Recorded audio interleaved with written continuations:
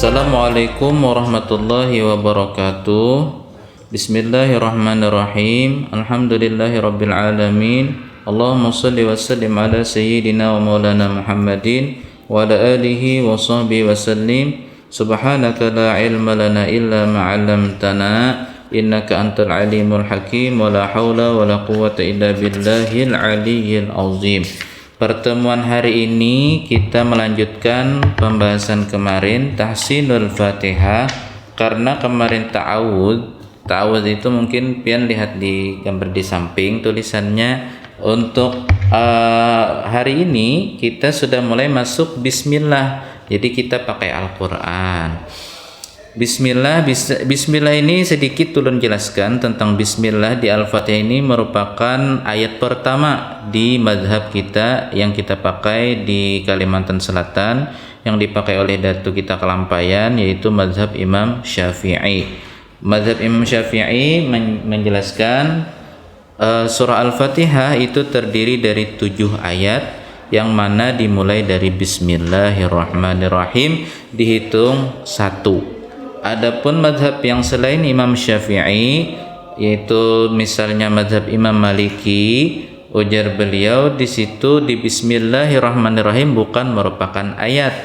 Nah, ayatnya Fatihahnya 7 juga, tapi ayatnya di mana? Di siratal ladzina an'amta 'alaihim. Nah, itu ayat 6 menurut mazhab Imam selain Imam Syafi'i. Mulai ghairil maghdu, nah itu baru ayat ke-7. Nah, oleh sebab itu sebagusnya bagi yang napasnya panjang nanti, karena kebanyakan kita di sini memakai mazhabnya Imam Syafi'i, sebagusnya mulai siratal ladzi sampai waladdallin amin. Kalau bisa napasnya dilatih, jangan diputus. Nah, mun hendak mutus bang pak kada apa-apa, lamun napasnya kada sampai. Dan kita meyakini bahwa di alaihim di situ bukan merupakan ayat, namun potongan waqaf karena napas kada sampai. Siratal ladzina an'amta 'alaihim ghairil maghdubi 'alaihim waladdallin. Nah, ulun gin bahnu sampai bahnu kada, ya, ambil aman. Misalnya kada sampai alaihim aja bisa diwaqaf, kemudian disambung mulai ghairil maghdu. Nah, itu untuk sedikit informasi tentang Bismillahirrahmanirrahim. Kita masuk ke ayat pertama dalam Al-Quran ini. Bismillahirrahmanirrahim. Nah, di Bismillah ini ada huruf ba yang sudah kemarin ulun jelaskan di ta'awudz, kemudian ada huruf sin. Nah, huruf sin, nah ini belum lah. Huruf sin ini ada di makhrajul huruf yang kedua di lisan. Kita buka kembali buku yang sudah diterangkan semalam. Di nomor 2 pada huruf sin ini andakannya di nomor I. Nah, halaman 61. Tempatnya di ujung lidah disentuhkan dengan pangkal gigi seri atas. Jadi ujung lidahnya disentuhkan dengan pangkal gigi seri atas. Nah, jadi ujung lidah, pangkal gigi seri. Jadi gigi seri itu gigi yang 2 di atas ini. Di atas disentuhkan. Nah, jadi keluarlah huruf sin. Memang mudah, tapi bisa tersamakan sin ini lawan huruf shad. Yang mana huruf sa, yang mana huruf so. Nah, karena makhrajnya sama tapi penuturannya beda. Kalau sin sa biasa, sa. Nah, untuk lebih jelasnya kita buka di latihannya di halaman 60. Berapa latihannya nih? 67. Nah, di situ ada huruf sin. Coba kita baca dulu. Sa si subas susan sanisas naminal musnimasi sanisa. Nah, kita lewati lagi huruf sin, kita melanjutkan huruf berikutnya. Bismillah. Millah sudah ulun jelaskan di penjelasan ta'awudz kemarin. Ada mim, ada huruf lam, sudah bertasydid lamnya. Bismillahirrahmanirrahim. Ha besar sudah ulun jelaskan. Ra sudah juga. Nah, tapi di sini ra-nya bertasydid sedikit, di getarannya cukup 2 kali. Hirra. Jangan terlalu banyak, nanti jatuh ke sifat takrir. Bismillahir. Nah, itu sifat yang dihindari daripada sifat-sifat huruf. Nah, nah, jangan terlalu lawas. Jadi 2 kali getarnya.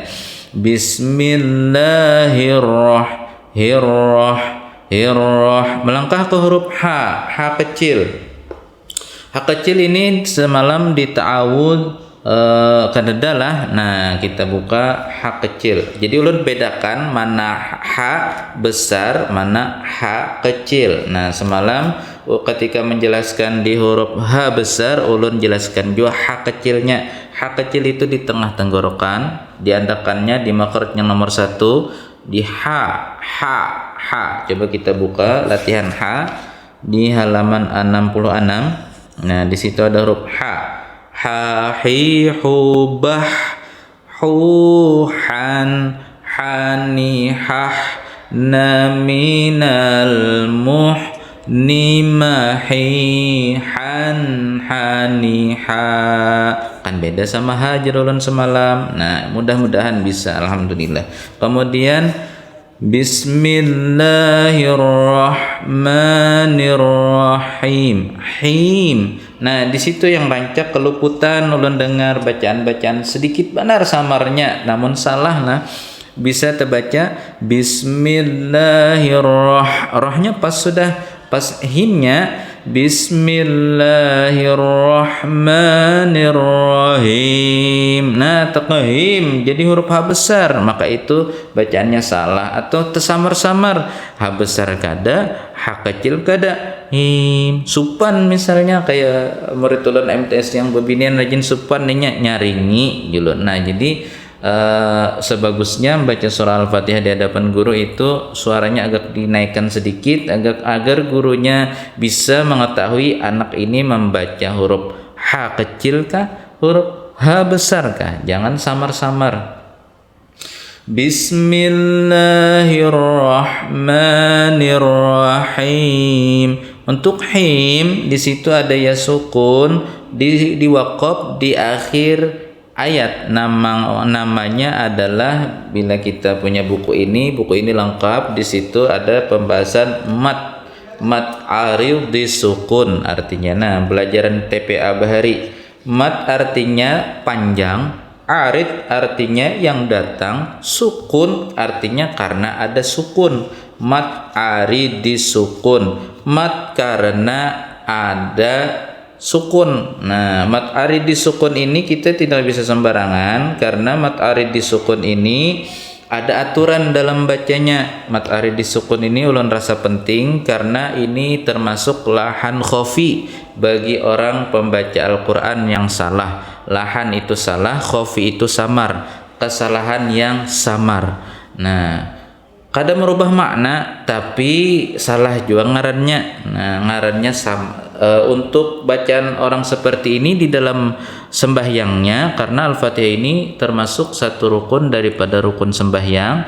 Bila membaca mat arid disukunnya bahanu panjang, bahanu pendek, nah itu termasuk kesalahan, maka sembahyangnya tetap sah. Kenapa? Karena kesalahannya tidak merubah ke makna dan makhrajnya. Nah, jadi untuk mat arid disukun ulun rasa penting sekali lagi bila pian memulai membaca Bismillahirrahmanirrahim 2 harokat, maka pian baca ayat berikutnya 2 harokat juga. Alhamdulillahi rabbil alamin.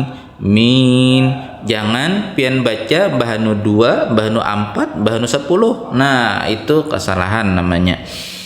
Bismillahirrahmanirrahim. 2 harokat ujungnya maksudnya. Kemudian kita masuk ke surah Al-Fatihah pada ayat ke-2. Nah, kita cepat aja. Kenapa? Karena di ta'awud sudah rinci kemarin lah. Alhamdulillahi Rabbil Alamin. Masuk satu-satu hurufnya. A, hamzah. Kemarin sudah dijelaskan tentang hamzah.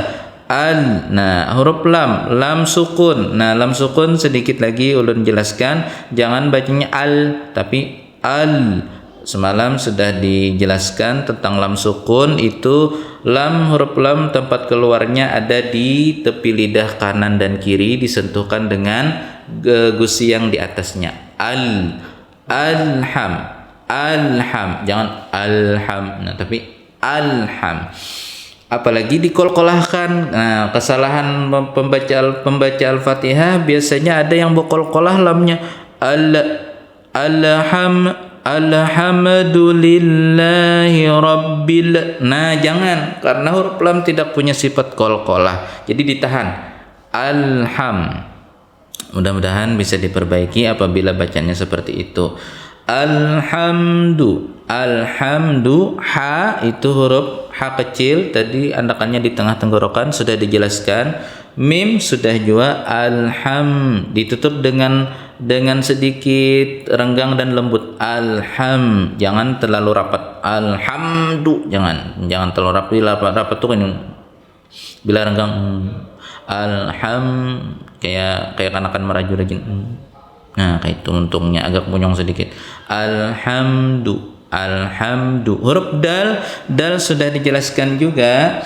Alhamdulillah. Nah, lil ketemu lagi huruf lam. Lafzul jalalah semalam sudah ulun terangkan tentang lafzul jalalah. Bilanya sebelum kalimat Allah itu hurufnya kasrah, maka dibacanya lillah, jangan lillah. Sebagian anak-anak ulun yang ulun temui di MTS dan di MI ada yang membaca lillah. Kenapa? Karena mungkin belum belajar. Nah, ini sudah belajar, tugas kita untuk melajarkan kepada anak-anak lillah, jangan lagi lillah. Alhamdulillahi, hi sudah huruf ha besar. Alhamdulillahi Rabbil Ain sudah, ainnya di situ 2 harokat jadi dipanjangkan. Alhamdulillahi Rabbil Alamin. Nah, bila pian hendak memulai mat ari disukunnya 4, maka pian sampai tuntung membaca hari itu, jam itu sampai selesai 4 harokat. Contoh, Bismillahirrahmanirrahim 4.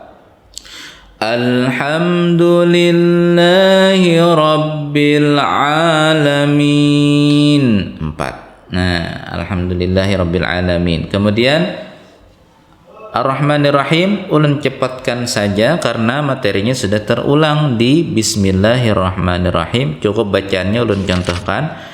Ar-Rahman, bila pian memulai dari Ar-Rahman maka hamzahnya jadi fathah a.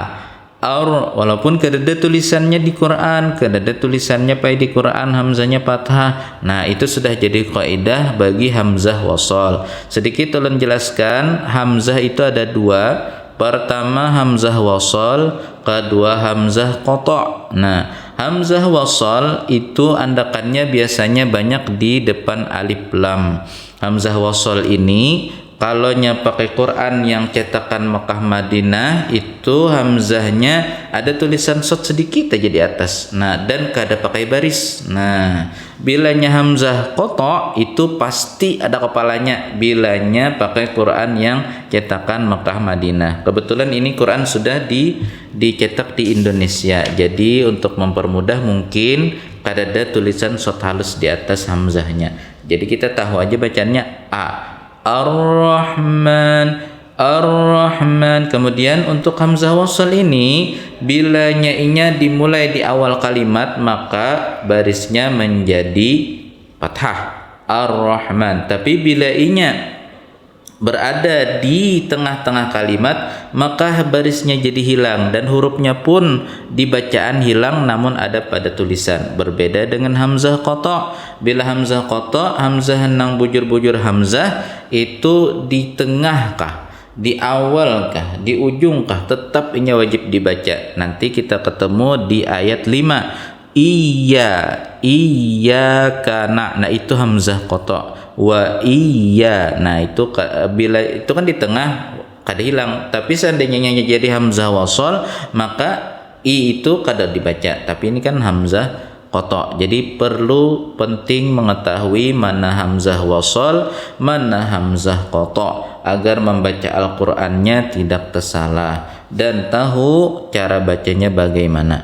Ar-Rahmanir Rahim. Nah, jadi Ar-Rahmanir Rahim. Ulang-ulangi mulai bismillah. Bismillahirrahmanirrahim.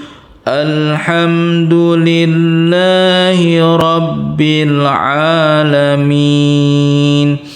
Ar-Rahmanir-Rahim. Materi kita cukup di situ, sampai di situ dulu perjumpaan kita hari ini. Kita lanjutkan materi berikutnya insyaallah nanti 3 ayat, ada Maliki Yaumiddin, ada Iyyaka na'budu wa iyyaka nasta'in, ada Ihdinas siratal mustaqim insyaallah bila cukup waktunya.